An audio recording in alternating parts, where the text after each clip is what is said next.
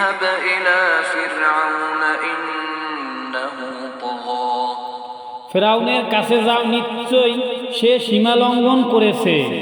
قال رب اشرح لي صدري সে বলল, হে আমার রব, আমার বুক প্রশস্ত করে দিন ويسر لي أمري এবং আমার কাজ সহজ করে দিন। واحلل عقدة من لساني এবং আমার জিহ্বার জড়তা দূর করে দিন, يفقهوا قولي যাতে তারা আমার কথা বুঝতে পারে। واجعل لي وزيرا من أهلي আর আমার পরিবার থেকে আমার জন্য একজন সাহায্যকারী নির্ধারণ করে দিন, هارون أخي আমার ভাই হারুনকে।